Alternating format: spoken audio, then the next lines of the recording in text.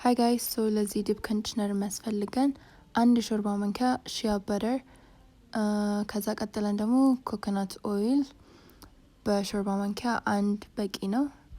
ከዛ ብላክ ካስተር ኦይል ከሌላችሁ ካስተር ኦይል ኖርማሉ መጠቀም ትችላላችሁ። የኔ ያልቋል ብላክ ካስተር ኦይል፣ ስለዚህ አንድ የሾርባ ማንኪያ የማይሞላም ማድረግ ትችላላችሁ። ከዛም ኦሊቭ ኦይል ደግሞ 2 የሾርባ ማንኪያ እናደርጋለን ማለት ነው። ከዛ እነኚህን ያደረግናቸውን አንድ ላይ ሚክስ ማድረግ እንጀምራለን። ሚክስ አልደረግ ካላችሁ በፈላ ውሃው ላይ አርጋችሁ አቅልጡት። ካቀለጣችሁት በኋላ ፕላስቲክ ባግ ውስጥ ወይም ላስቲክ ላይ አርጋችሁ ፍሪጅ ለ10-20 ደቂቃ እንዲህ እስከሚቀዘቅዝ ነገር ማለት ነው፣ እስከሚረጋ። ከረጋ በኋላ አውጥታችሁ በደንብ መምታት ማለት ነው እና እንደ ቅቤ ነው የሚሆነው ማለት ነው። ከዛ የምትፈልጉትን ወይም የምትወዱትን ኮንዲሽነር ላይ ጨምራችሁ በደንብ መምታት ማለት ነው። ከዛ ይሄንን በራሱ መጠቀም ትችላላችሁ፣ አስቀምጣችሁት ማለት ነው። እስከፈለጋችሁት ጊዜ ማስቀመጥ ትችላላችሁ።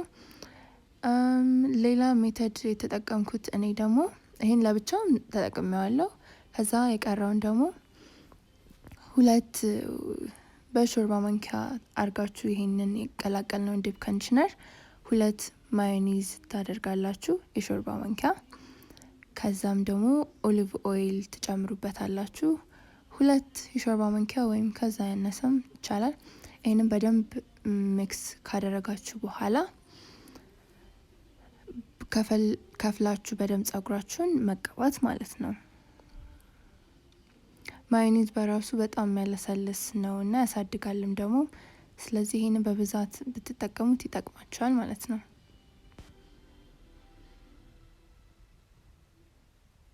አብዛኛውን ጊዜ ስትቀቡ ትሪትመንት ምናምን ነገር መጀመሪያ ጸጉራችሁን አርሱት ማለት ነው። የምናደርገውን ትሪትመንት አብዞርቭ የማድረግ እንትን ይኖረዋል፣ ውሃ ባረግ ነው ስናደርግበት ጸጉራችን ላይ ማለት ነው። ቆዳችሁንም ጸጉራችሁንም ከጫፍ እስከ ጫፍ በደንብ አድርጋችሁ ለማራስ ሞክሩት።